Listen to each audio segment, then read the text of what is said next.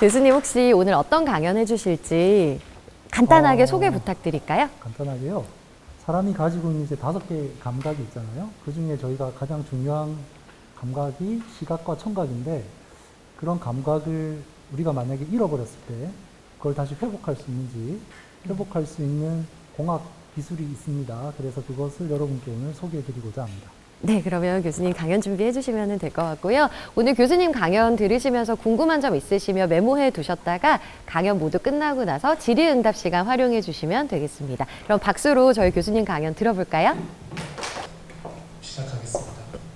아까 저희 사회자분이 말씀을 해주셨는데 간단하게 제 소개 먼저 하고 넘어가겠습니다. 저는 지금 경희대학교 전자정보대학 생체인공학과에 공부를 하고 있고요. 제가 하는 일은 사실은 여기 보시면 좀 금방 이해는 안 되실 텐데 주로 빛을 이용을 하고 있습니다. 빛을 이용해서 질병을 진단하거나 치료할 수가 있거든요. 그런 기술을 저는 이제 개발하고 있는데, 오늘 말씀드릴 내용은 조금 다른 내용이긴 해요. 그럼 제가 사실은 학교에 오기 전에 제가 좀 회사를 좀 다녔었는데, 거기서 좀 이런 일을 했어가지고요. 좀 제가 알고 있는 그런 부분들에 대해서 말씀을 드리고 싶었습니다. 제가 하는 이런 연구를 말씀드리면 너무 좀 전문적이라 여러분들이 조금 지루할 수도 있고, 그래서 조금은 더 대중적인 주제로 제가 토픽을 잡아봤습니다. 네. 저는 생체이공학과라는 학과에 있는데, 여러분 이 학과에 혹시 들어보신 적 있으세요? 아, 있어요? 어느 대학에 있죠? 생체이공학과가?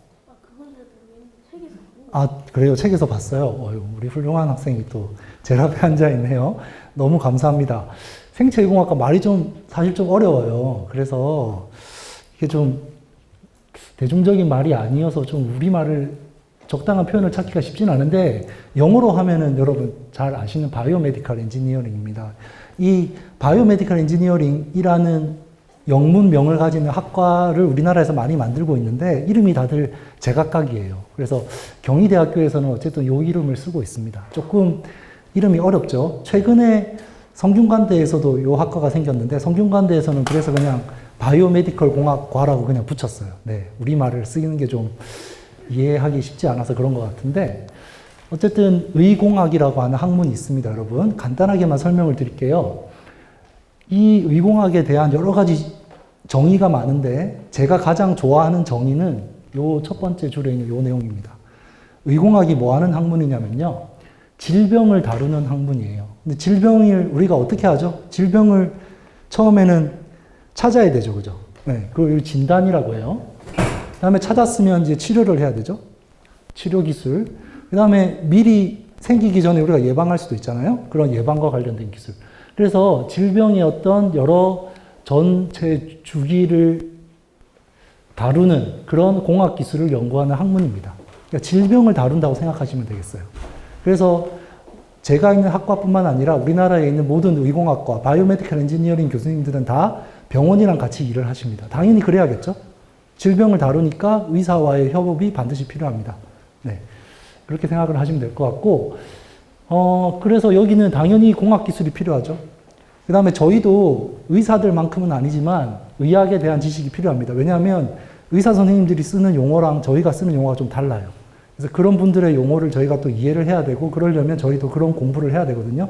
그래서 우리 학과에 있는 학생들은 생리학 뭐 이런 것도 공부를 합니다. 의대생들이 공부하는 그 과목들이 몇 가지 있는데 그런 것도 공부를 하고 있어요. 그 다음에 가장 오래된 융합 학문이에요. 요즘 뭐 융합 다들 융합을 하잖아요. 의공학은 가장 오래된 융합 학문입니다. 어떤 학문이 융합된 거죠? 크게 보면 공학과 의학이 융합된 학문이 되겠습니다. 그리고 인간의 복지를 위한 학문이죠. 그래서 생명 연장의 기술이고 삶의 질을 향상시키고 선진국형 산업입니다. 이게 그냥 뭐 그렇겠다 싶을 수도 있으신데, 이게 진짜 선진국형 산업이 맞는 게 제가 뒤에 표를 하나 보여드릴게요. 우리나라의 의공학과가 언제 처음 생겼냐면요, 1979년에 연세대부터 생겨가지고 2000년 전까지만 해도 우리나라에 5개밖에 없었어요, 여러분. 놀랍지 않으세요? 2000년 전까지는 5개밖에 없었습니다. 근데 우리나라가 뭐 G20이라고 하는 좀 그런 선진국 이라고 나름 얘기할 수 있는 나라들이 참여하는 그런 회의가 있잖아요. 거기에 참여한 게 1999년이거든요. 그러니까 우리나라가 2000년 정도부터 이제 선진국이라고 소위 얘기하는 그런 수준에 올라갔는데 그때부터 어때요, 여러분? 굉장히 많이 생기고 있죠. 그래서 지금은 최근에 성균관대, 한국외대 몇 군데 더 생겼어요. 그래서 지금은 30개가 넘습니다. 그래서 웬만한 주요 대학들에서는 의공학과가 이제 생겼어요. 근데 서울대는 아직 없더라고요. 서울대는 아직 없고, 제가 알기로 서강대도 아직 없고요. 네, 몇몇 없기는 합니다만, 어쨌든 2000년 이후로 보시면 급격하게 의공학과가 많이 생기고 있는 거죠. 그래서 우리나라도 이제 선진국이 거의 됐잖아요. 그러니까 이제 이런 학문들이 이제 필요한 거죠. 이런 데 이제 관심을 가지기 시작했다고 얘기를 할 수가 있겠습니다. 혹시 여기 계신 분들 중에 이제 학생들도 있고 학부모님들도 계신데, 요즘은 다 의대를 가는 게 제일 큰 그걸 수도 있는데, 위공학이라고 하는 질병을 다루는 의사가 물론 질병을 다룰 수도 있지만, 공학 기술로 할 수도 있잖아요. 이 의공학은 굉장히 전망이 밝다고 생각을 합니다. 왜냐하면 우리나라를 비롯해서 초고령화가 되고 있죠. 이제 웬만하면 이제 90세까지는 거의 문제없이 사십니다. 그죠? 그다음에 그래서 기대 수명 증가하고 있고 소득 수준이 높아지면서 웰빙 이런 말 나오고 있잖아요. 이렇게 하면서 위공학 사람은 어쨌든 나이가 들수록 질병이 생길 수밖에 없죠. 그런 질병을 다루는 학문의 중요성은 높아질 수밖에 없다고 생각이 됩니다.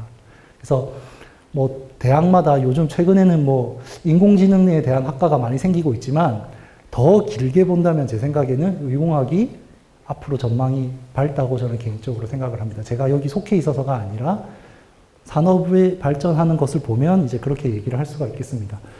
우리나라는 사실 2020년 코로나가 터졌잖아요. 코로나 전까지만 해도 우리나라는 의료기기 적자 국가였습니다. 수출하는 것보다 수입하는 게 더 많았어요. 왜 그럴까요? 왜 수입하는 게 더 많았을까요? 아까도, 네? 투자를 안 해서. 그렇죠. 왜냐하면 투자를 최근에 하기 시작한 거죠. 그죠? 선진국에 우리나라도 들어가면서. 이 의공학 산업은 대부분 아까도 봤지만 선진국에서 많이 하는 산업이죠. 그래서 이미 미국과 유럽에 있는 많은 선진 국가들이 미리 개발해서 이미 많이 시장을 점유를 하고 있어요. 그렇기 때문에 우리나라는 이제 후발주자이기 때문에 그런 부분에서 많이 뒤처져 있죠. 그래서 어쩔 수 없이 수입을 많이 했어야 됐습니다. 그런데 코로나가 터지면서 그 이후로 우리나라의 이 의료기기 관련된 무역 수지가 흑자로 바뀌었어요. 여러분 어떤 게 제일 큰 의료기기였는지 아시죠? 어떤 거죠? 여러분들 다 한 번씩 써보셨을 거잖아요. 그죠? 코로나 진단키트. 그죠? 네, 코로나 진단키트. 우리나라 그걸 너무 잘 만들었어요. 그래서 그 코로나 진단키트를 해외에 엄청 수출을 많이 해가지고 2022년 이후부터는 계속해서 지금까지도 계속 어쨌든 흑자를 내고 있습니다. 이제 흑자로 바뀌었으니까 회사들도 투자를 많이 하겠죠. 점점 이제 발전할 그런 것으로 전망이 됩니다, 여러분. 자, 조금 이제 서론이 길었는데요. 이제 오늘 본 내용으로 넘어가도록 하겠습니다. 제가 오늘 다룰 기술은요, 감각이잖아요. 감각은 결국은 우리 몸속에 있는 어떤 기관과 관련이 있냐면 신경계라고 하는 기관과 관련이 있는 기능이 되겠습니다. 신경계면 여러분 잘 아시죠? 뇌, 척추 이런 거죠. 그죠? 그런 우리 몸속에 있는 기관들이 이 신경계를 담당을 하고 있는데 이쪽을 우리가 뭐라고 부르죠? 우리 학생 여기를 뭐라고 부르죠? 그러니까 이 안에 있는 가장 중심이 되는 신경계를 뭐라고 부르죠? 혹시 아세요? 중추신경계라고 하죠. 그죠? 여기가 중추신경계고 나머지가 뭐죠? 나머지 부분은 좀 한자어라서 말이 어려운데 말단, 그죠? 말초신경계, 그죠? 네, 말초신경계라고 합니다. 그래서 뇌와 척추 여기 가운데 부분, 그 다음에 말초신경들이 쭉 있는데 이 신경이 담당하는 기능 크게 두 가지를 얘기한다면 운동과 감각입니다. 그죠? 운동.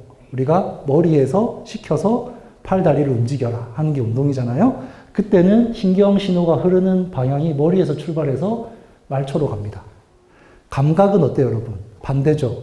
감각은 우리가 느낀 게 뇌로 올라와서 우리가 머리에서 해석을 하는 거잖아요. 제가 지금 여러분한테 말하는 게 여러분 들리는 것도 다 귀로 들어가서 머리로 가는 거죠.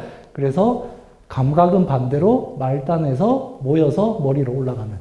그래서 두 가지 방향이 있어요. 운동, 그 다음에 감각. 이 두 개는 서로 다른 방향으로 뇌와 말초신경이 서로 이렇게 인터랙션을 하는 것이다. 기본적인 이런 내용이고요, 여러분. 뭐 어쨌든 가장 중요한 게 사람의 뇌가 되겠죠. 뇌를 보시면 위치에 따라서 담당하고 있는 게 기능들이 다 다르죠. 이건 다 아마 좀 알고 계실 것 같은데, 우리가 보통 열심히 공부하고 뭐 기억하고 사고하고 다 이건 다 이쪽에서 하고 있죠. 우리 앞통수에서 이런 것들을 많이 하고 있습니다. 우리 학생들 앞통수 조심해야 돼요. 네. 그 다음에 보시면 뒤통수, 우리 뒤쪽에 뒤통수가 담당하는 게 뭐죠, 여러분? 시각입니다. 우리 지금 보고 있는 거, 이거 다 뒤통수에 있어요, 결국은.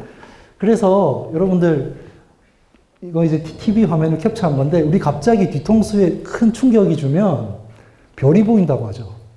이건 그냥 웃기려고 하는 얘기가 아니고 실제로 맞는 얘기입니다. 여러분들 중에서도 혹시 여기를 맞아서 좀 뭔가 앞에 번쩍번쩍 하는 게 보실 수도 있는데, 그게 바로 뒤에 시각을 담당하는 뇌가 있기 때문에 여기에 큰 충격이 가해지면 여기서 뭔가 마치 뭘 본 것 같은 느낌을 받을 수가 있어요. 네, 되게 신기한 현상이죠. 그래서 뇌의 위치에 따라서 담당하고 있는 역할이 다르다. 자, 그러면 우리가 가지고 있는 감각은 보통 오감이라고 하잖아요, 여러분. 각각의 감각이 담당하는 거에 보면 눈이 있고 귀가 있고 코가 있고 혀가 있고 뭐 우리 몸에 피부가 있을 겁니다. 그죠? 그래서 시각, 청각, 후각, 미각, 촉각. 여러분들 이 중에서 어떤 게 가장 클 것 같아요? 우리가 뭔가 어디 가서 사람을 보고 어떤 환경을 우리가 인식하고 뭔가 분위기를 파악할 때 어떤 감각을 제일 많이 이용할 것 같아요? 시각일 것 같죠, 그죠? 네. 두 번째로는 뭘 것 같습니까, 여러분? 청각. 잘 아시네요. 네, 그래서 보시면 100%를 우리가 전체 감각이라고 했을 때 80% 이상을 우리 시각에 의존합니다. 그 다음에 청각이 11%, 나머지 후각, 미각, 촉각은 좀 작죠. 네. 그럼 우리가 이 중에서 어떤 감각을 우리가 잃어버릴 수가 있잖아요. 여러분, 앞이 안 보인다고 생각해 보세요. 벌써 너무 답답하지 않나요, 여러분? 앞이 안 보인다고 생각하니까 우리가 지금 느끼고 있는 거에 80%를 못 느끼는 거예요. 소리만 들리겠죠? 냄새만 나고, 그죠? 그걸로는 뭔가 좀 답답할 것 같은 느낌이죠? 그 다음에 청각을 잃어버릴 수도 있습니다, 여러분. 그런 경우에 우리가 불편한 삶을 살아야 되죠. 불편한 삶을 살아왔습니다. 청각을 잃으면 우리 어떻게 하나요? 청각을 잃으면 어떻게 하죠, 우리? 수화를 배우죠. 네. 요즘도 TV를 보니까 이렇게 수화하는 분들이 있던데, 옆에서, 그죠? 네, 수화를 배웁니다. 시각을 잃어버리면 우리 어떻게 하죠? 이거 뭐 짚죠, 이렇게. 그죠? 지팡이를 가지고 이렇게 앞에 뭐가 있나 없나 조심해서 다니죠? 그렇게 우리가 지금, 어쨌든 불편하지만 나름대로 그런 방법을 가지고 살고 있습니다. 그런데 의공학을 연구하는 과학자들이 이 시각과 청각, 이 가장 중요한 두 개의 감각이잖아요. 이거를 사람들이 잃었을 때 이것을 복구시킬 수 있는, 회복시킬 수 있는 기술들을 개발을 했어요. 네. 했다고 말씀을 드리는 게 맞을 것 같아요. 했습니다. 그래서 오늘 어떤 원리로 동작을 하는지, 네. 그리고 그런 것들이 지금 현재 어떻게 사용되고 있는지 여러분들한테 좀 말씀을 드리도록 할게요. 그래서 이 두 가지를 다룰 건데, 먼저 청각을 보도록 하겠습니다. 자, 청각을 우리가 뭐 여러분들 지금 다 건강하게 태어나시고 잘 건강하게 살고 계시죠? 청각에 아무 문제 없으시죠? 제 목소리 다 잘 들리시고. 그런데 어떤 불가피한 상황에서 청각을 잃어버릴 수가 있는데, 보시면 이제 나이가 들어서 점점 귀가 좀 먹는다고 하나요? 네, 좀 잘 안 들리면 이제 어떻게 하죠, 우리? 보청기를 끼죠, 그죠? 네, 그렇게 해서 하기도 하고. 그 다음에 약간 그 감염이나 질병, 이것도 좀 원인이 되고요. 그 다음에 요즘 이거 많이 끼잖아요. 이어폰, 그죠? 뭐, 에어팟 이런 거 많이 끼는데, 지속적인 소음, 이걸로 인해서 사실은 영향을 많이 받습니다. 우리 학생들 특히, 학생들 조심해야 됩니다. 어렸을 때 건강할 때 잘 지켜둬야 돼요. 그 다음에 이제 일부 또 이런 유전적인 요인들, 이건 참 어쩔 수가 없어요. 태어날 때부터. 어머님들은 이거를 어쩌면은 좀 들어서 아실 수도 있는데, 아기가 엄마가 부르거나 하면 반응을 해야 되는데, 유전적으로 못 듣는 경우에는 전혀 반응이 없어요. 그러면 좀 이상하다, 왜 그럴까 하고 병원에 가면 이제 그런 진단을 받게 되는 경우도 있습니다. 어쨌든 이런 굉장히 다양한 원인에 의해서 우리가 청각을 상실할 수가 있어요. 그죠? 자, 그럼 이제 어떻게 이거를 회복하는지를 알려면 여러분 우선 귀가 어떻게 생겼는지를 알아야 되고 어디에 문제가 있는지를 우리가 알아야겠죠. 그죠? 그래야지 해결도 할 수 있는 거니까. 자, 귀는 여러분 잘 알지만 이렇게 생겼습니다. 우리 소리가 이렇게 안으로 들어오면 고막을 두드리죠? 고막을 진동시키죠? 고막의 진동이 여기 보면 몇 개의 뼈로 연결되어 있는데요. 이 뼈가 고막의 떨림을 가지고 같이 움직여서 이 소리를 증폭을 시켜주는 기능을 합니다. 소리를 키워줘요. 우리 이렇게 볼륨 높이는 것처럼. 키워주면 그게 결국은 어디로 가냐면 여러분 여기 달팽이, 여기 보면 달팽이처럼 생긴 거 하나 있죠?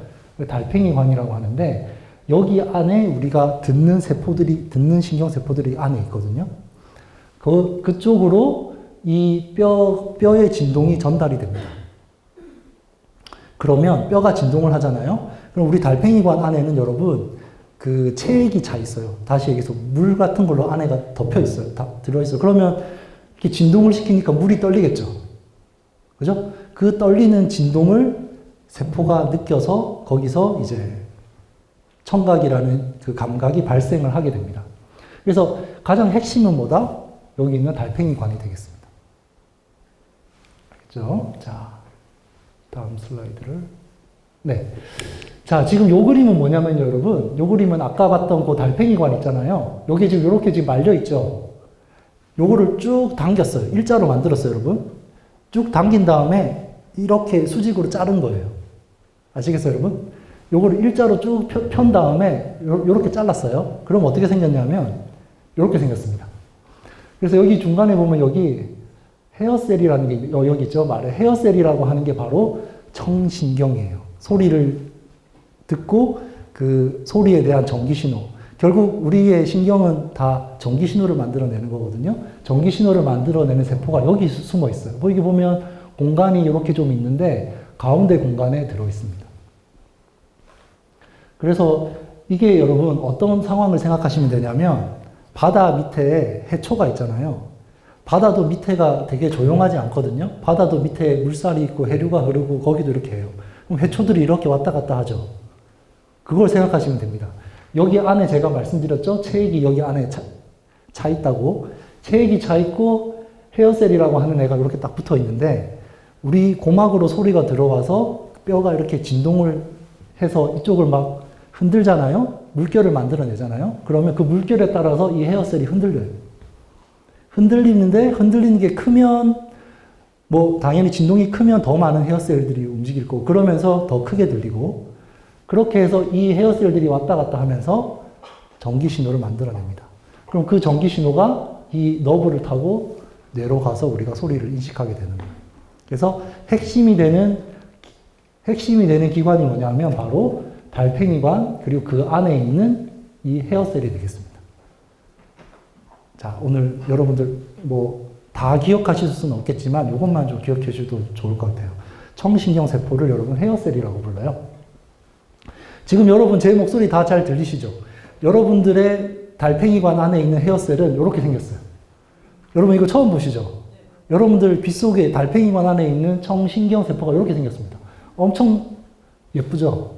예, 확대해서 보면 이렇게 돼요. 그래서 이게 얘들이 이렇게 있어가지고 안에서 체액이 이제 흔들리면 그거에 따라서 얘들이 이렇게 춤을 출 거잖아요. 왔다 갔다 하면서 전기 신호를 만들어내는 거예요.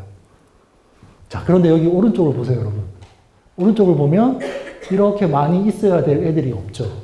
빠져 있고, 뭐 여기 보면 듬성듬성하게 있고, 그죠? 제대로 없죠. 이건 이제 뭐 유전적인 요인일 수도 있고, 질병에 의해서 망가진 경우도 있고, 계속해서 큰 소리를 우리가 예를 들어서 뭐 이어폰을 가지고 들으면 이게 계속 흔들리다가 애들이 빠질 수도 있잖아요.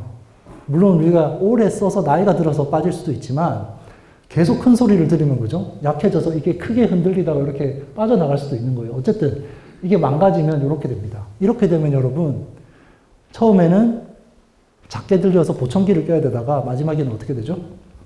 못 듣게 됩니다, 전혀. 네, 못 듣게 돼서 불편함, 그런 우리가 그 삶을 살아야 됩니다. 그래서 지금은 여러분들 귀 속이 다 이렇게 잘 되어 있습니다. 깨끗하게 예쁘게 이렇게 있는데 듣지 못하는 분들의 귀 달팽이관을 보면 이렇게 되어 있습니다. 자, 이제 어떻게 공학기술을 여기다가 적용할지, 저런 문제를 해결하기 위해서 공학기술을 적용할지를 제가 말씀드릴 텐데, 그 전에 여러분들이 한 가지만 더 아셔야 되는 게 뭐냐면, 우리 사람이 말하는 소리도 주파수라는 게 있거든요.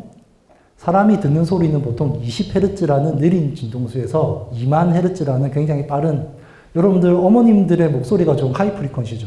저 같은 남자들의 목소리가 좀 낮은 주파수고, 그래서 그런 다양한 주파수들을 가지고 있는데, 아까 제가 얘기했지만 이 뼈가 고막의 진동을 증폭시켜서 여기를 흔든다고 했잖아요. 흔들어서 여기 안에 있는 체액을 흔들게 되는데, 그러면 흔들 때 그 진동이 다 안에 주파수가 내부로 전달이 되잖아요.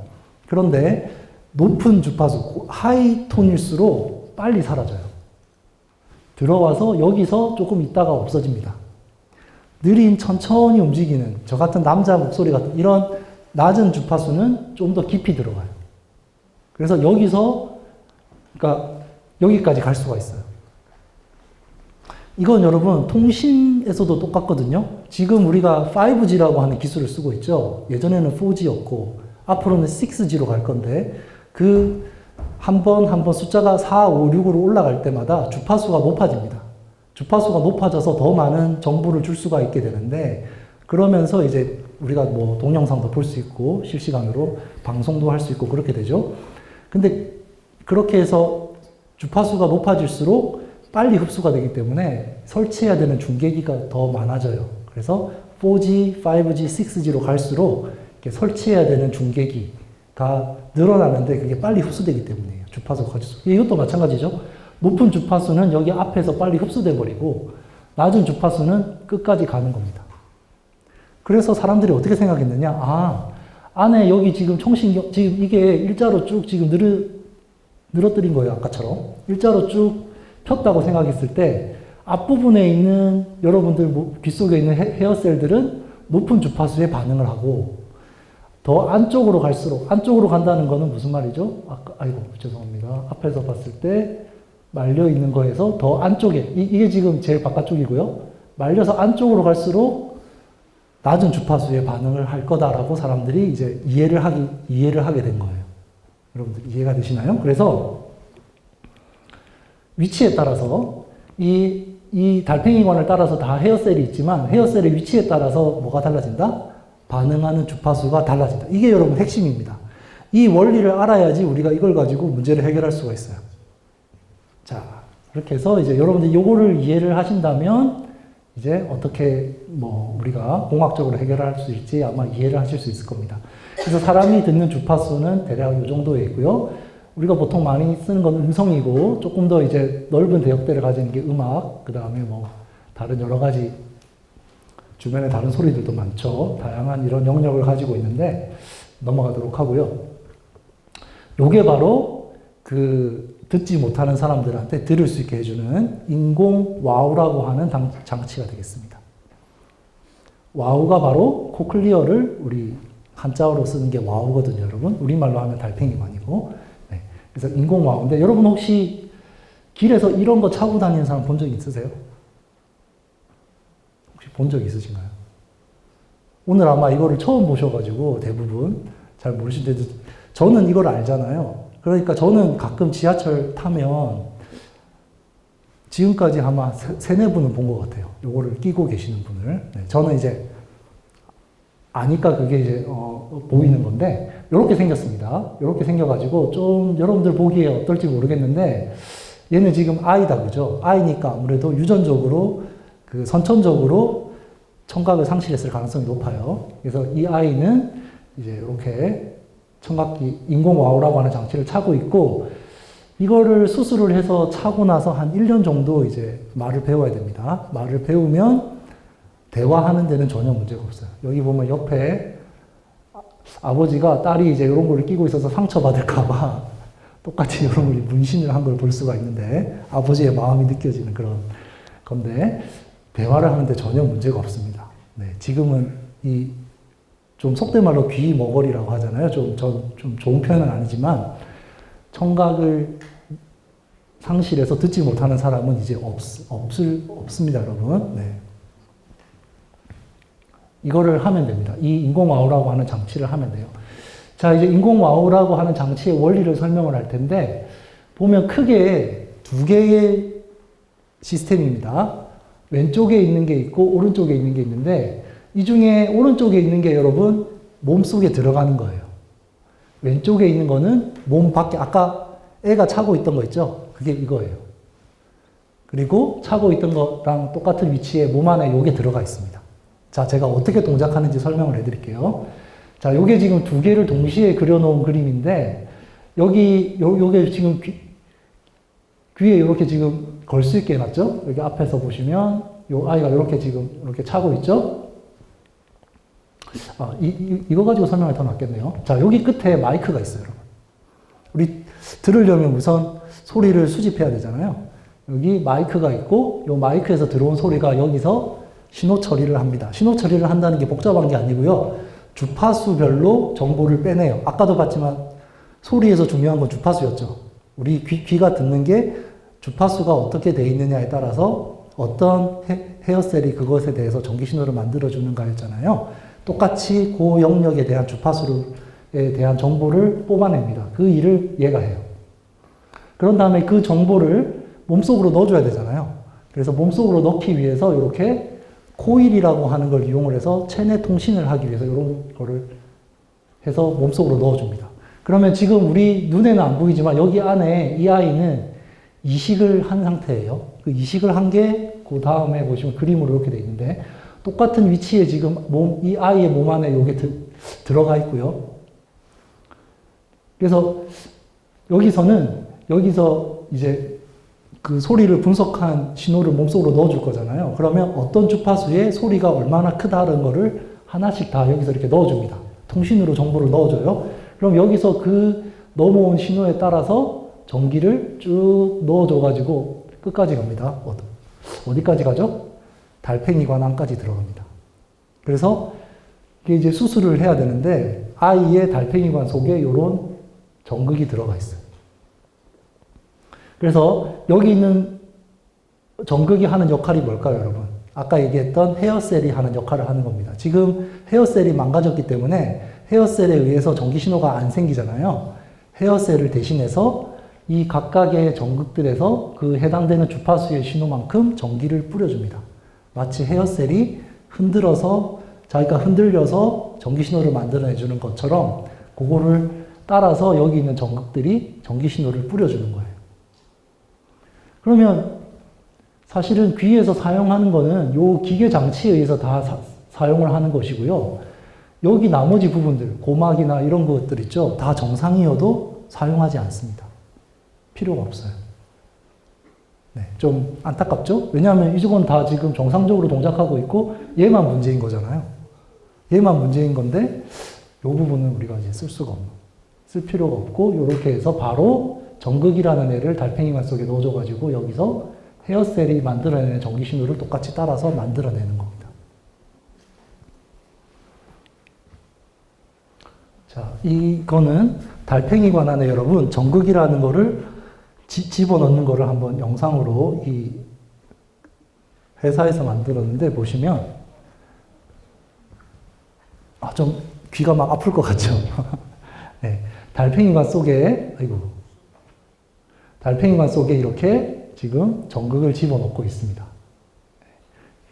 잘 들어가죠, 여러분? 그래서 보면 보통 한 바퀴 반에서 두 바퀴 정도? 달팽이관이 이렇게 생겼어요. 지금은 요걸 이제 그 특별한 장치로 찍어가지고 달팽이관은 안 보이고 안에 있는 이것만 지금 전극만 보이는데 이런 식으로 해서 한 바퀴 반 정도 이렇게 들어가서 달팽이관 안에 전극이 위치를 하게 됩니다. 이건 이제 의사 선생님이 하시는 거예요. 네. 여러분, 이 LG U 플러스 광고를 혹시 보신 적 있는지 모르겠는데, 농아인 야구선수라고 해서 이렇게 막 야구하는 광고가 있었거든요. 몇 년 전에. 그때 이제 요거를 차고 있는 걸 볼 수가 있습니다. 네. 이렇게 차고 있는. 우리 앞에 앉아있는 학생 하나 내가 물어봐도 될까요? 이게 어떻게 이렇게 머리에 잘 붙어 있죠? 우와, 우리 학생 진짜 똑똑하네요. 네. 여기 보면 이게 이렇게 붙어 있잖아요. 이거 어떻게 붙어 있어? 이거 이렇게 막 그냥 꿰맨 게 아니거든요. 네, 이거 이렇게 잘 붙어 있는 이유는 우리 학생 말한 대로 여기 자석이 들어가 있어요. 자석이 있고 여기 몸 안쪽에도 뭐가 지금 이식돼 있다고 했잖아요. 여기도 안에 가운데 자석이 있어요. 그래서 자석의 힘으로 얘가 잘 붙어 있는 겁니다. 네. 혹시나 이게 어떻게 안 떨어지고 이렇게 잘 있을까 궁금하실 거. 얘는 이제 귀에 걸고 있으니까 안 떨어지는 거고요. 얘는 지금 몸 안에 들어가 있는 애랑 자석으로 해서 붙어 있는 거예요. 네. 그렇게 이해를 하시면 되겠습니다. 대단한데요? 네. 자, 이런 장치를 아까 제가 뭐라고 한다고 했죠? 인공와우라고 한다고 했죠? 이거를 만드는 회사가 전 세계에 3개의 회사가 있습니다. 가장 가운데 있는 코클리어라는 회사가 호주 회사인데요. 전 세계 시장의 한 60% 제일 큰 시장을 얘가 하고 있고, 좀 오른쪽에 있는 메델이라는 회사가 이렇게 생겼는데, 인공와우 장치가 이렇게 생겼는데, 얘가 한 20-30%, 얘가 한 1-20%. 그래서 어드밴스 바이오스, 요거는 미국 회사고요, 호주 회사고요, 유럽, 오스트리아, 네. 오스트리아 회사입니다. 그래서 이렇게 비슷하게 생겼죠. 네. 보면 이렇게 만들어서 이제 전 세계에 공급을 하고 있고, 우리나라에서도 이게 1년에 몇백 건 정도 수술이 실제로 되고 있거든요. 우리나라에서도 이런 회사들의 기계를 지금 그 인공와우 장치를 이식을 해주고 있는데 대부분 이 회사 걸 쓰고 있습니다. 코클리어라는 회사 거를. 여기는 주로 이제 유럽, 여기는 북미 이쪽으로 해서 시장을 가지고 있어요.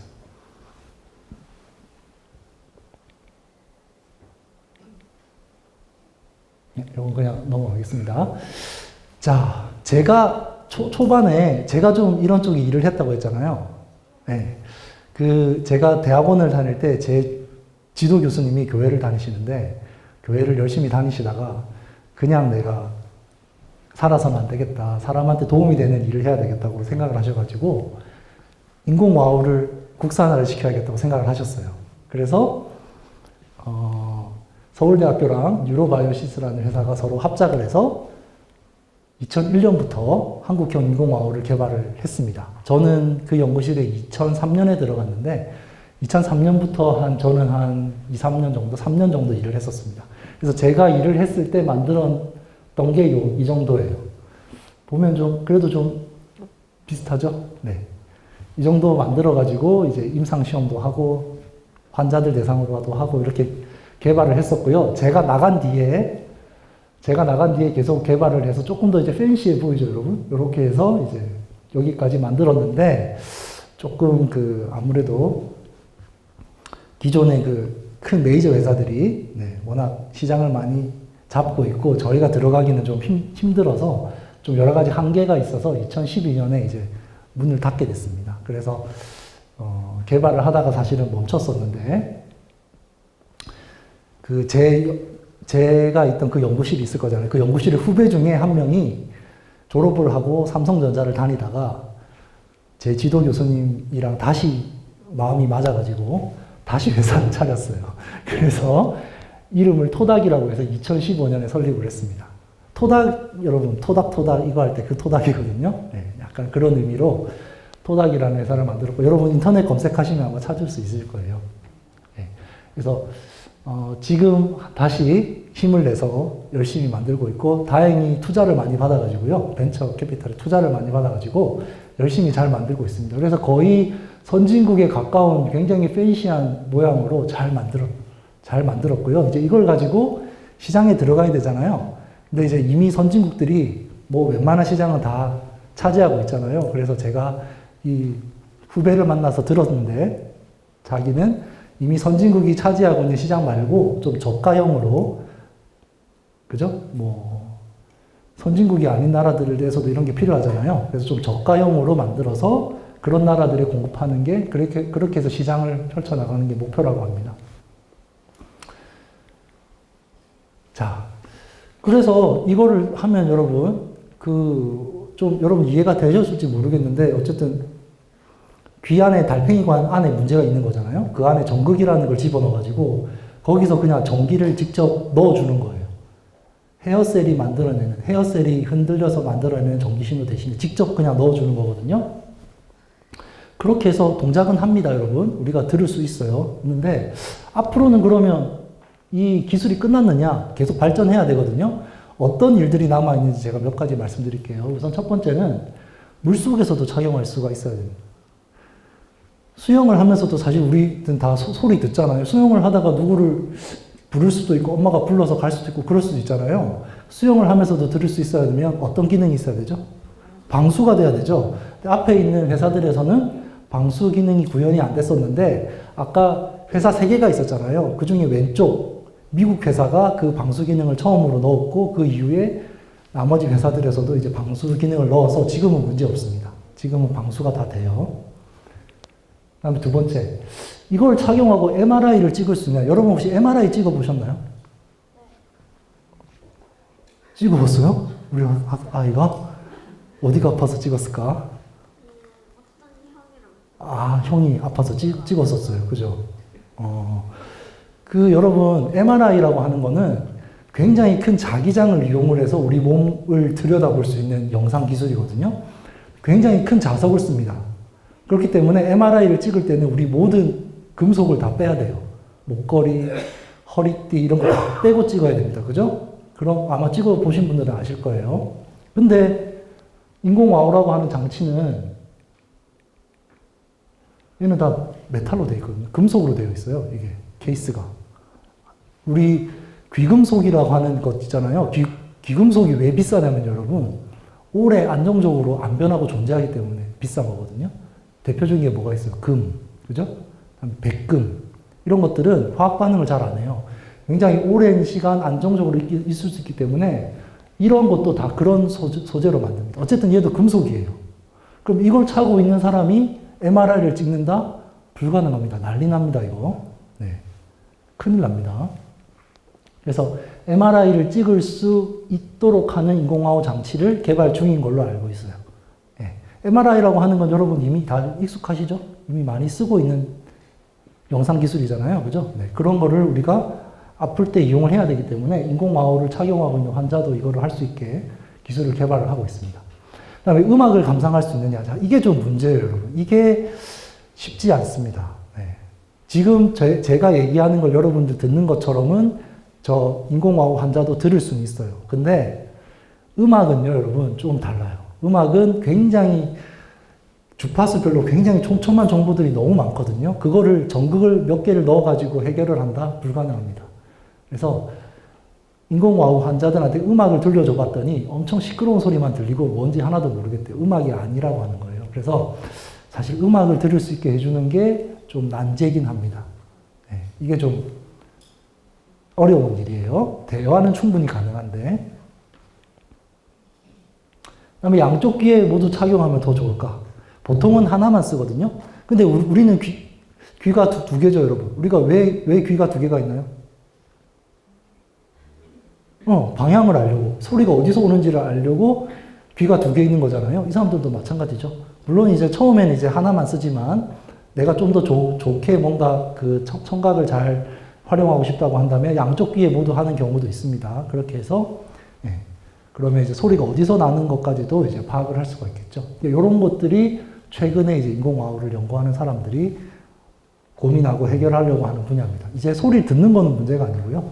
더 발전해서 이제 이런 식으로 나가려고 하는데, 이런 거는 이제 우리 여기 있는 어린 친구들이 앞으로 해야 될 부분이 되겠죠.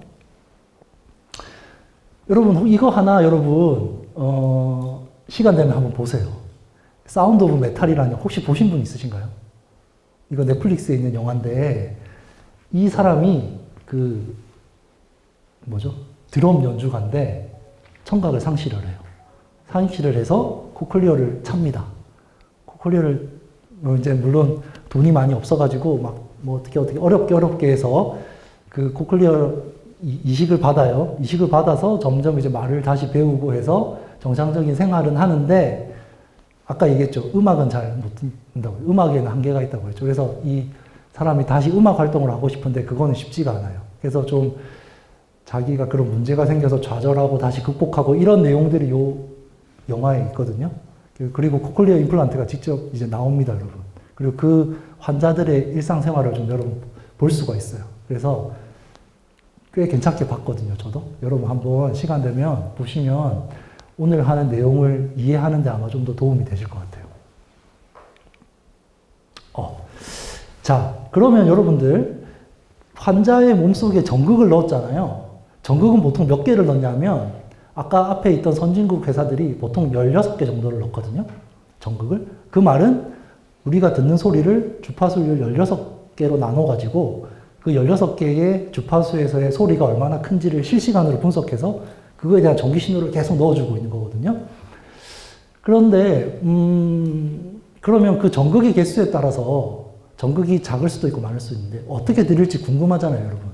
우리가 그 환자가 되지 않으면 알 수 없잖아요. 그래서 여러분들한테 한번 시뮬레이션 한 거를 들려드릴게요. 한번 들려드려 볼게요. 그래서 여기서 숫자가 1이라고 하는 거는 이 지금 환자의 귀 달팽이관 안에 전극 한 개만 넣은 거예요. 한 개만 넣으면 어떻게 되죠? 하나의 전극, 하나의 주파수에 모든 신호를 다 담은 거예요. 잘 안 들리겠죠? 우리 여러 주파수가 모여서 하나의 소리를 만드는데 하나의 전극은 좀 부족하죠, 그죠? 그래서 전극의 개수를 늘려가면서 어떻게 들리는지 여러분들한테 한번 들려드릴게요. 이게 지금 나오는 소리가 어떤 말인지 알겠다고 생각하시는 분은 손을 드시면 제가 한번 여쭤볼게요. 들리면 어쨌든 손을 한번 들어보세요. 이게 시뮬레이션이긴 한데 실제 환자의 소리와 거의 비슷합니다. 실제 환자가 듣는 소리와 거의 비슷합니다, 여러분. 자, 한번 들어보세요.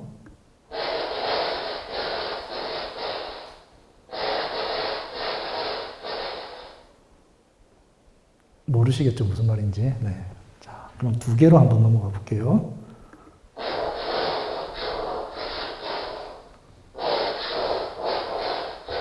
혹시 지금 뭐라고 하는지 아시겠다고 하는 분은 손을 들면 제가 여쭤보겠습니다. 예? 뒤에를 먼저 듣고 싶다고요? 제가 순서대로 한번 이렇게 가볼게요. 네. 4개로 한번 가볼게요.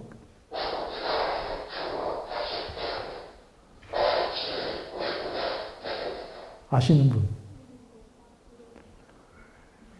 없죠? 없습니다. 괜찮습니다, 여러분. 여러분 정상인 거예요. 제가 다른 데서 강연했을 때 6대니까 알아들으시는 분이 있으시더라고요. 자, 6 한번 틀어보겠습니다. 지금 다 똑같은 말입니다. 똑같은 말인데 전극의 개수를 늘려가고 있어요. 늘려가니까 더 잘 들리겠죠? 저 주파수를 더 많이 쓰는 거니까.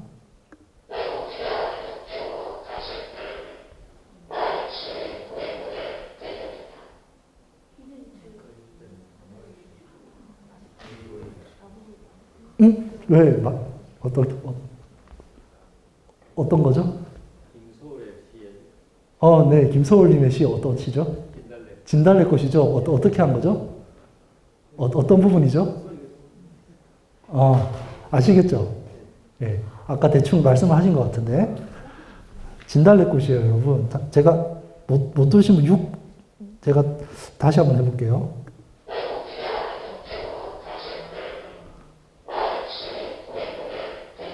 다보기가 역겨워 가실 때에는 말없이 고이 보내드리고 이 부드러운 음성을 네, 이렇게 전극 6개로만 표현하다 보니까 많은 정보들이 사라지긴 하는데 어쨌든 이렇게 알아듣시는 분들이 계십니다. 네, 참 신기한 것 같아요. 조금 개수를 좀 더 늘려볼까요? 한 16이 가장 많이 쓰는 전극 개수거든요. 한번 가볼게요.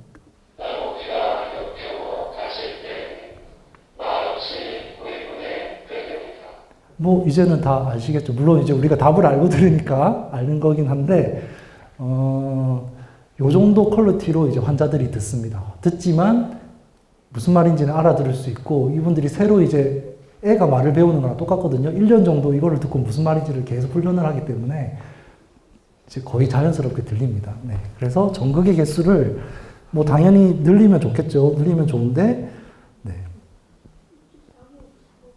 64개 한번 해달라고요? 네. 나보기가 역겨워 가실 때 말없이 보이문에 드리옵니다. 자, 이걸 이제 원래 소스는 당연히 여러분들 아시겠지만 이렇게 나머지가 역겨 다시 부드러운 음성입니다. 다시 우리군의 자, 여러분들 아까 안 들리셨던 거 한번 볼까요? 이 한번 들어볼까요, 여러분? 다시 한번 어떨지 이 한번 들어볼게요.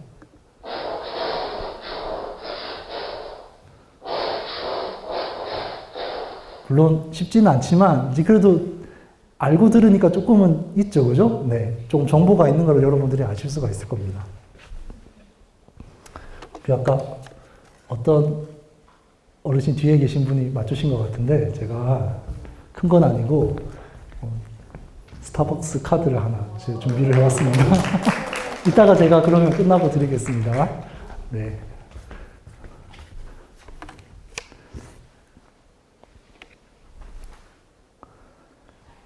자, 그래서 청각은 이걸로 마무리를 하고요. 이제 두 번째 더 중요한 게 시각이죠. 자, 시각. 눈을 이제 앞이 안 보인다. 더 답답한 상황입니다. 네, 어떻게 우리가 이거를 해결할 수 있느냐? 이걸 해결하려면 역시 우리가 눈의 구조를 알아야 돼요. 눈에 어디서 문제가 생기는지 알아야 되는데, 여러분 여기 많은 구조들이 있는데 어디에 여러분 시신경이 있을까요? 시신경 있는 데가 어디죠, 여러분? 그러니까 맨 뒤에 어느 부분이에요?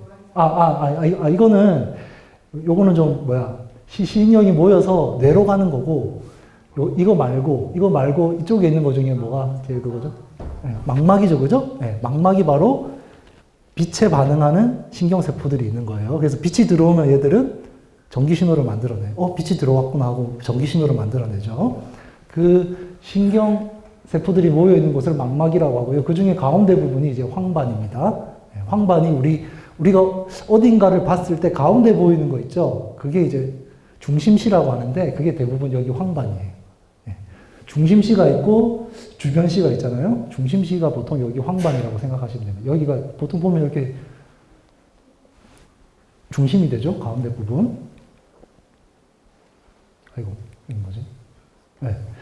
자, 근데 이제 이런 망막 색소 변성증이라고 그 망막에 이제 문제가 생겨서 앞을 못 보게 되신 분이 이제 이분인데, 이분이 특히 이제 여기 뉴스에 이렇게 나오신 이유는 이분은 그 앞을 못 보시는 분인데 인공적인 그 인공적으로 시각을 주는 장치를 이식을 받으셨어요.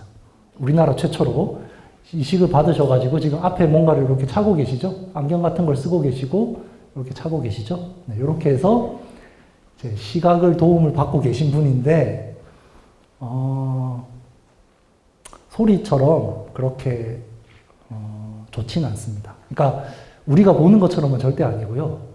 어떤 느낌이냐면 그냥 어두운데 그냥 어딘가에 뭔가 살짝 밝은 느낌, 어딘가가 살짝 밝고 뭔가 왔다 갔다 해서 약간 우리가 그러니까 어떻게 얘기해야 되지?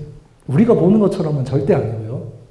깜깜한데 어딘가에서 뭔가 왔다 갔다 하는 느낌이에요. 여러분들 그게 이해가 되실지 모르겠는데 그 정도입니다, 지금은. 네, 사람의 움직임을 절대 볼 수 없습니다. 그래서 아직은 이거는 갈 길이 멉니다. 이 시각장치는요. 그래서 이식을 받으셨는데 뭐 말씀은 이렇게 하시는데 사실은 좀 생활하는데 약간의 도움을 받는 정도일 겁니다. 네.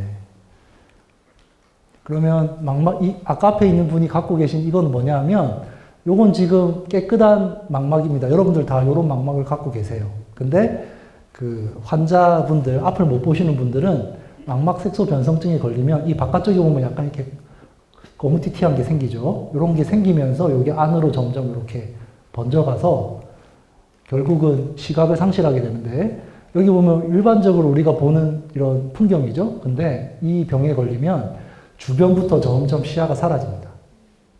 그래서 우리가 시야가 좁아진다고 하죠. 그래서 점점 크게는 잘 못 느껴요. 잘 못 느끼는데 점점 시야가 좁아지고 나는 똑같이 생활한다고 하는데 어디 가서 쿵 이렇게 좀 잘 부딪힌다든지 그런 일들이 생깁니다. 그러면서 이제 가운데 부분까지 점점 시각을 상실을 하게 됩니다. 참 안타깝죠? 자, 이런 그 분들을 위해서 만든 장치가 인공망막입니다. 아까 설명했던 거는 인공와우였죠? 요거는 인공망막이라고 해서 망막에다가 이런 식의 전기를 주입해 줄 수 있는 전극을 여기다가 이식을 합니다. 그런데 아까 제가 망막을 설명을 하다가 이제 넘어갔는데 망막을 조금 자세하게 여기를 들여다보면요. 빛에 반응하는 신경세포가 여기 보면 몇 가지 이렇게 세포 이름이 있는데 포토리셉터라고 하는 얘가 바로 빛을 받아들이는 애들이거든요. 근데 보면 위치가 어때요? 망막이 제일 안쪽에 있죠. 그래서 여기는 좀 접근하기가 어려워요. 그래서 그 대신에 그나마 접근하기 쉬운 게 여기 있는 그 우리가 보통 그 눈알이라고 하는 뒤편으로 해서 요 장치를 갖다가 넣어줍니다. 그래서 여기다가 이제 이런 전극을 꽂고 거기서 전기를 발생시켜줘요. 발생시켜주면 여기 있는 신경세포들이 이제 전기를 만들어내겠죠? 신경세포들이 아니고 얘가 이제 전기를 만들어내면서 여기 있는 것으로 해서 시신경을 통해서 전기 신호가 전달이 돼서 마치 내가 보고 있는 것처럼 여기 지금 빛이 들어와서 보는 게 전혀 아니고요. 이쪽에 있는 자극에 의해서 전기 신호가 만들어져 가지고 시신경을 통해서 내려가서 뭔가 보이는 느낌을 받는 겁니다. 그래서 아까 봤던 그 환자분은 어디가 망가졌냐면 지금 이쪽이 망가져 있는 거예요. 여기가 안이. 근데 이쪽으로 얘를 갖다가 넣으려고 하니까 너무 힘들잖아요. 그죠? 이미 이렇게 다 이렇게 연결되어 있는데 얘를 이쪽으로 넣기는 힘들 거잖아요. 그래서 어쩔 수 없이 이쪽으로 해서 지금 집어넣어서 여기 있는 세포들을 자극을 해서 정보를 주고 그 신경이 이렇게 가서 뇌까지 가게 되어 있습니다. 그래서 이 기술은 2017년에 FDA 승인을 받아가지고 환자한테 적용이 됐어요. 그래서 우리나라 아까 그분도 받으신 거고요. 네. 근데 이거를 제품을 만들었던 회사가 좀 성공적이지 못해서 얼마 전에 좀 문을 닫았습니다. 문을 닫았고 지금은 좀 연구 차원에서만 일이 진행이 되고 있는데 사실 이게 결국은 이쪽으로 가야 되거든요. 그죠? 네. 시각이 제일 중요하잖아요. 이걸 가기 위해서 계속 전 세계 연구자들이 노력을 하고 있습니다.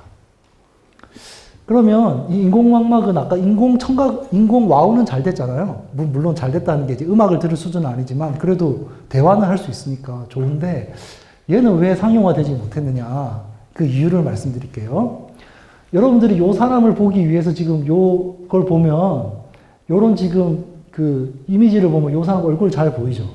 이 얼굴을 표현하기 위해서 사용한 픽셀이 요 하나하나의 pik셀이 320 곱하기 320 이거 몇 개죠? 거의 10만 개거든요.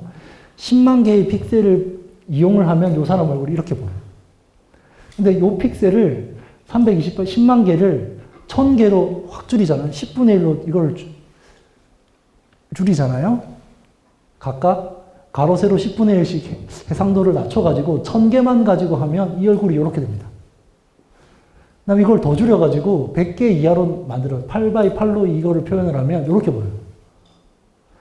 지금 제가 앞에서 보여드린 이 장치, 아이고, 죄송합니다. 요 앞에서 보여드린 요 장치, 여기 있는 전극이 지금 현재 200개에서 300개 정도 수준밖에 안 됩니다. 자극을 하기 위해서 사용하는 전극의 수가. 그러니까 200개 내지 300개의 전극을 가지고 밖에 있는 정보를 표현을 하다 보니까 여기서 조금 좋은 정도밖에 안 되는 거예요, 현실적으로. 왜냐하면 1000개 정도를 해야 이제 1000개가 다 살아있다고 했을 때 제대로 동작을 할 때 이렇게 보이니까. 그래서 우리가 지금 현재 그 인공시각, 인공망막과 관련해서는 회사들이 타겟으로 삼고 있는 게 1000개의 전극을 집어넣는 겁니다. 아까 청각은 몇 개였죠? 제가 몇 개라고 했죠? 청각은 16개만으로도 됐었죠. 그래서 청각은 성공할 수가 있었습니다. 빨리. 그런데 시각을 우리가 주려면 최소한 1000개, 물론 1000개만 해도 이렇게밖에 안 보이는데 그 이상을 줘야지 우리 생활에 실제적으로 도움이 되는 그런 시각을 줄 수가 있는 거예요. 지금은 어떤 단계냐면 요 정도 돼 있는 단계입니다. 그래서 중요한 게 전극의 개수를 늘려요. 개수를 근데 늘리려면 여러분 그게 쉬운 게 아니에요. 개수를 이거를 늘리면은 어떻게 돼요? 회로도 복잡해지고 그죠? 더 작게 만들어야 되고 그죠? 전극 하나를 더 작게 만들어야 되고 굉장히 높은 기술이 요구가 됩니다. 그렇기 때문에 아직은 좀 더 갈 길이 남아있다고 여러분들이 이해를 하시면 될 것 같아요. 그래서 상용화되지 못했고요.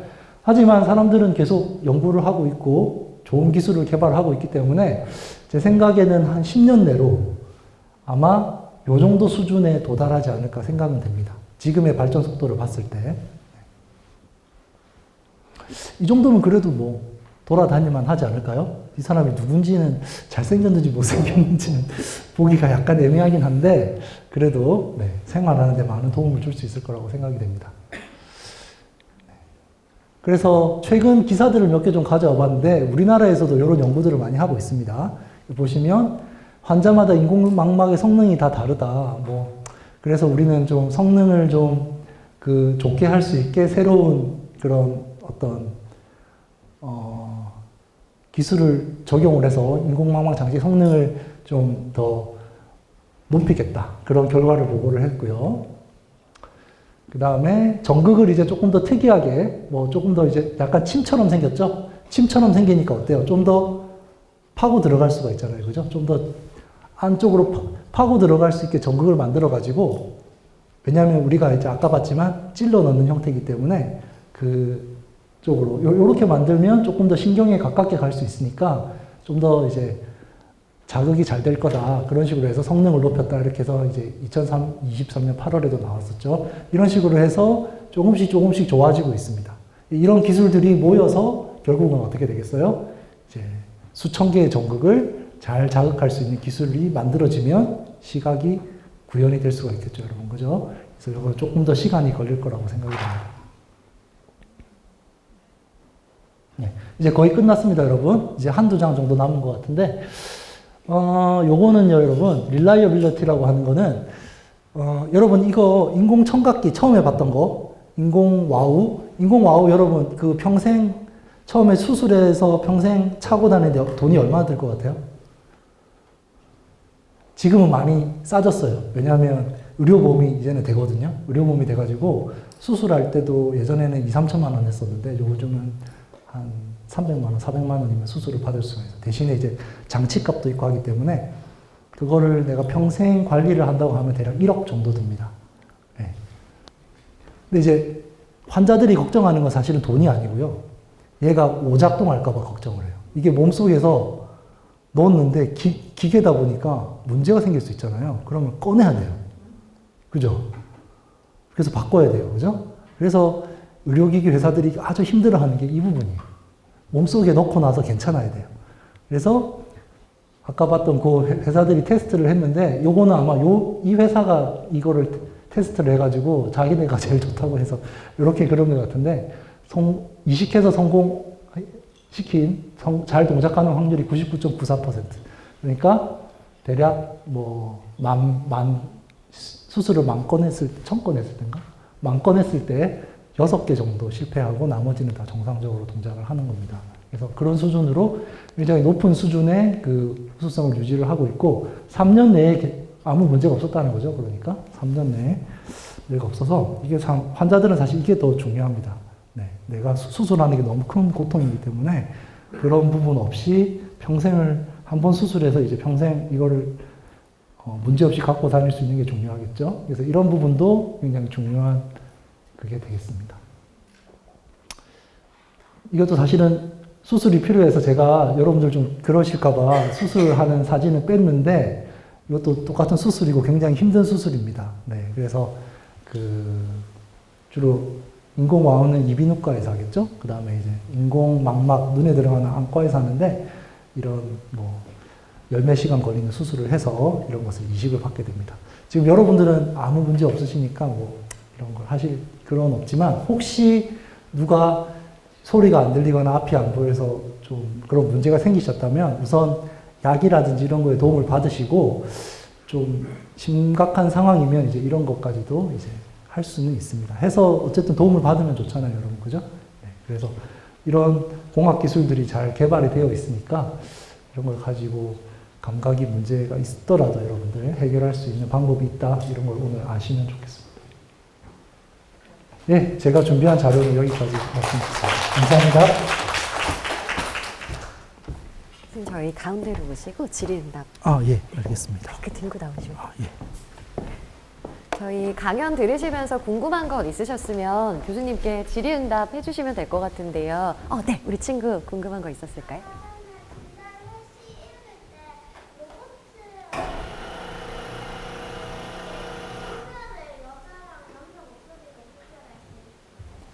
성별을 구별할 수 있냐고요? 굉장히 좋은 질문이네요. 아까도 얘기했지만 그 여자분의 목소리는 조금 더 높은 주파수고 그죠? 남자는 상대적으로 낮은 주파수잖아요. 그래서 제가 물어보지는 못했는데 아마 구별할 수 있을 것 같아요. 아무래도 높은 주파수가 더 많이 들리면 좀 여자 목소리처럼 들릴 거고 그죠? 아까 봤지만 16개 전극을 쓰잖아요. 16개 중에 높은 주파수를 담당하고 있는 전극이 있을 거잖아요. 그쪽에 소리가 크면 좀 여자 목소리처럼 들릴 것 같아요. 그게 아니면 좀 중저음의 남자처럼 들릴 것 같고. 네. 아마도 가능하지 않을까 생각이 됩니다. 네, 우리 친구. 만약에 인공 강화기 아까는 말씀드린 320 정도 실현돼가지고 실용화가 된다면은 가장 먼저 그 관련해서 일어날 문제가 문제라고 하는 게 어떤 걸 말하는 거죠? 그러면 더 좋아진 거잖아요. 그러니까 이제 그런 거에서 그 이슈가 생기는 어떤 이슈가 생길 수가 있나? 사실은 320바이 320이었나요? 제일 많았던 게? 그렇게 만들 수 있어요, 사실은. 우리나라 반도체 엄청 잘 만들잖아요. 우리나라가 반도체로 작은 거 엄청 잘 만들죠. 뭐 10나노 이렇게도 만들잖아요. 그래서 가능은 해요. 가능은 한데 그 만든 애들이 다 빛을 받아서 잘 전기를 만들어내야 되는데 많이 개수가 많아지면 그 하나당 면적이 작아지잖아요. 망막이라는 거가 가지고 있는 면적은 제한되어 있고 몇 미리밖에 안 되거든요, 여러분. 1cm가 안 돼요. 망막 우리가 그 눈에서 빛을 받아들이는 부분이 그 안에 개수를 많이 집어넣으면 하나당 면적이 줄어들죠. 하나당 면적이 줄어들면 그 부분에 빛이 맞았을 때 전기가 생겨야 되는데 전기가 생기려면 좀 그게 쉽지가 않을 수가 있겠죠. 그러니까 개수는 늘어나는 거는 지금도 가능해요. 근데 그 작은 전극에서 빛이 들어왔을 때 전기가 나와야 돼. 근데 작은 빛에 반응하는 전극을 만드는 게 아직은 좀 어렵습니다. 네. 네, 먼저. 약간 비슷한 질문인데 인공비나 인공눈 같은 게 상용화되면 기존의 시각장애인, 청각장애인들을 위해서 만들어진 수화 방송이나 그런 보도블록 같은 거는 계속 유지가 될까요? 아니면 일주일에 아니면 그럼 금발일 시간 할까요? 어떤 질문의 수준이 높아가지고 야, 좀 당황스럽네요. 야, 정말 똑똑한데요. 그런 연구도 있어요. 무슨 연구가 있냐면요. 우리가 안 들리면 수화를 배우잖아요. 수화를 배우면 이 인공청각 장치를 넣었을 때 효과가 좀 떨어집니다. 무슨 말이냐면 수화를 배우면 우리가 손을 가지고 말을 하는 거잖아요. 그러면 손이랑, 그러니까 우리 뇌에서 손을 담당하는 애랑 이 소리를 담당하는 애가 이렇게 뇌에서 연결이 돼요. 그러니까 손을 보고 우리가 소리를 듣는 것 같이 되는 거죠. 그렇게 되면 우리가 소리 자극을 줬을 때 뇌가 이미 그렇게 바뀌어 있기 때문에 우리처럼 소리를 듣기까지가 좀 어렵다는 얘기가 있어요. 그래서 수화를 배우는 거는 조금 그러니까 수화를 배우는 것보다는 안 배우는 게 이거에 대해서 효과는 더 높을 것 같아요. 그 다음에 뭐 아마 밑에 있는 이런 시각장애인을 위한 장치들은 아마도 필요는 없겠죠. 아니면 두 개를 좀 보조적으로 쓸 수는 있겠죠. 눈으로, 왜냐하면 완벽하게 우리처럼 보는 게 아니기 때문에 이것도 이용을 하고 지팡이도 이용을 하고, 예를 들면 그게 조금 더 현실적일 것 같기는 하네요. 네, 없어질 것 같지는 않은데요. 네. 100% 보급이 된다는 보장이 또 없으니까. 그렇죠. 네, 그러네요. 네. 우리 학생 먼저 한번 질문 받고. 혹시 그 인공 와우라든지 이런 게 몸에 착용했을 때 전자파 이런 것 때문에 암 같은 게 유발하시나요? 전자파. 그렇죠. 전자기기니까, 그죠? 전자파가 아무래도 생기고, 특히 몸속에 들어가니까 그런 게 있겠죠. 분명히 영향이 있을 것 같아요. 그죠? 그런데 이게 이제 몸속에 넣은 지가 사실 한 20년도 안 됐거든요. 그렇기 때문에 그 안에서 뭔가 암이 생겼다는 걸 알기에는 좀 시간이 짧을 것 같아요. 그죠? 그래서 아마 조금 더 시간이 지나면 그런 것도 밝혀질 것 같네요. 그죠? 네. 잘 들었습니다. 그 인공와우에 대해서 여쭤보고 네. 그 수명 그러니까 기계 장치이기 때문에 아까도 뭐 평생 관리 비용이 1억이 든다고 하셨는데 기계를 이식했을 때 한 수명이 어느 정도 되는지. 일단 만든 회사들은 평생을 사용하는 거를 목적으로 해서 집어넣습니다. 근데 중간에 오작동할 수도 있고, 뭐 그러면 환자가 굉장히 고통스러운 소리를 들을 때도 있거든요. 그럼 이제 갈아줘야죠. 그럼 이제 중간에 빼내야 되는 경우가 생길 수도 있겠죠. 아, 배터리요. 맞습니다. 그 부분은 제가 말씀을 안 드렸는데, 배터리가 들어가면 커지고, 또 배터리가 몸에 있으면 좀 무겁고 위험하잖아요. 그래서 그 아까 제가 여기 차는 거에서 통신으로 제가 넣어준다고 했는데, 통신을 할 때 전력도 같이 넣어줍니다. 그런 통신 방법이 있어요. 그래서 신호만 넣어주는 게 아니라 전력도 같이 넣어줍니다. 그래서 요거를 잘 때는 빼거든요. 빼면 이제 아무 소리도 안 들리죠. 전력도 안 들어가고. 그래서 몸속에는 배터리는 안 들어갑니다. 그래서 그 장치를 보면서 음. 조금 더 컴팩트하게 이거 다 연구를 하시는 음. 분이 네. 고민하셨겠지만 네. 그래서 이 귀 구멍으로 해서 이소골 있는 쪽으로 해서 다이렉트로 넣을 수는 있나요? 이게 장치하고 이게 그 자석 부분이 굉장히 이쪽에 가니까 그게 좀 이유가 있나요? 이쪽이 이제 아무래도 그 장치를 이식할 만한 넓은 공간이 있기 때문에 그 공간을 가지고 있는 부분을 찾다 보니까 이제 약간 귀 위쪽으로 올라간 것이고요. 정상적인 귀의 조직들은 사실 다 이용하지 않습니다. 달팽이관에다가 전극을 넣어서 거기다가 전기를 주는 게 목적이기 때문에 여기는 아무리 정상이어도 사실 쓰지는 않습니다. 그러니까 이제 뭐 여기 마이크를 그 소리를 모아서 네. 인공 고막을 뭔가 통해서 이렇게 두들려준다고 그런 비슷한 연구도 있었던 것 같아요. 그러니까 인공 와우라고 해서 달팽이관에 하는 것도 있고 인공 중이라는 것도 있거든요. 이 중간 부분 귀를 우리가 중이라고 하잖아요. 인공 중이라는 것도 있습니다. 아마 말씀하신 게 아마 그런 방법일 것 같아요. 네, 그런 방법도 있으니까 아마 찾아보시면 네. 그러면 노안은 그게 해결이 아니지 않나요? 노안이요? 아니 노안이 아니라 나이가 들어서 청각이 상실 네. 잘안 들릴 때 네. 그런 노인들한테는 적응이 그래, 그거는 이제 환자분이 판단을 하셔야 되는데, 이게 아무나 큰 수술이고, 이걸 한번 하면은 내가 정상적인 부분을 다 쓰지 않는 거기 때문에, 최대한 아마 보청기를 하실 겁니다. 보청기의 도움을 받다가, 더 이상 안 들린다. 그러면 뭐 이 방법을 쓰셔야겠죠. 네. 그 아까 학생이 한 질문하고 좀 비슷한데 이게 전류를 발생하면 그 뇌에 많은 세포들이 있잖아요. 그래서 뭐 간질이나 그런 전류의 세포의 이동도 있기 때문에 맞습니다. 혹시 그런 걸 연구가 그런 부분도 굉장히 중요하죠. 그래서 그 이식을 한 다음에 그 병원에 가면 그 오디올로지스트라고 이비인후과에 소속된 선생님이 계신데 그분이 전극 하나하나마다 소리를 줘서 테스트를 하십니다. 그래서 이 환자가 어디까지를 주는 게 적절하다고 그 범위를 정해 놓거든요. 그럼 그 이상은 전류가 안 들어갑니다. 그게 일종의 안전장치 같은 거죠. 그래서 전극마다 테스트를 해서 뭐 어떤 소리가 들어오든지 간에 그 범위 안에서만 자극이 되게 그렇게 해서 좀 안전하게 나름대로 그걸 확보하고 있는 걸로 알고 있습니다. 네.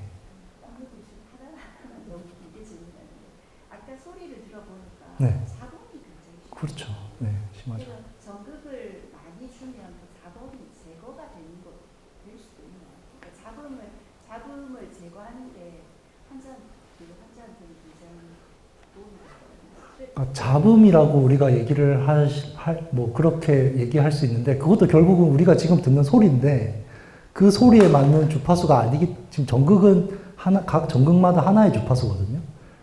그러니까 다른 소리를 그걸로 넣다 보니까, 원래는 그게 아닌데, 조금 이상하게 들리는 거예요. 그래서 전극을 개수를 늘리면, 그거에 해당되는 듣지 못했던 주파수가 또 들릴 수 있기 때문에, 점점 잡음이 작아지는 효과가 아마 있을 거라고 생각은 됩니다. 네. 네, 아마 충분히 답변이 되셨을 것 같고요. 네, 네. 혹시 한 분만 더 질문을 받아보려고 하는데요. 네. 제가 기억이 확실히 차는데 어느 책에 네. 보니까는 시각장애인이 입에 멋을 물고 어느 정도 시각을 대체할 수 있다는 걸 본 적이 있는데 저도 본 것 같습니다. 예. 이해가 안 돼서 저도 좀 이해가 안 되는데. 뭐 저라고 다 아는 건 아니니까요. 근데 저도 본 것 같습니다. 그게 아마 무슨 맛으로 뭔가를 하여튼 시각을 대체하는 그런 게 있었던 것 같습니다. 예. 좀 유명한 어디서 저도 나왔던 걸 본 것 같은데 약간 좀 이게 되나? 좀 의심스러워서 제가 열심히는 안 봤는데요. 저도 본 적이 있습니다. 예. 거기까지 알고 계실 줄은 몰랐습니다.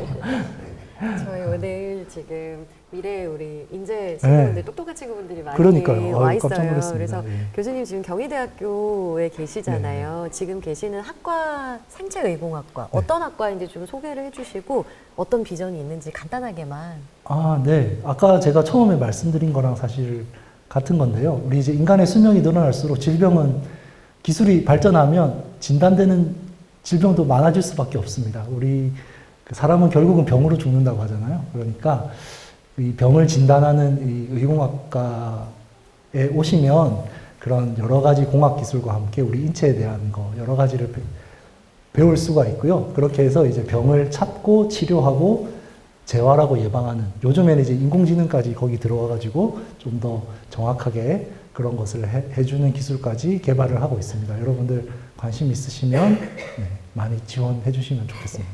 네. 감사합니다. 네. 오늘 함께 해주신 변경민 교수님께 다시 한번 큰 박수 부탁드리겠습니다. 감사합니다.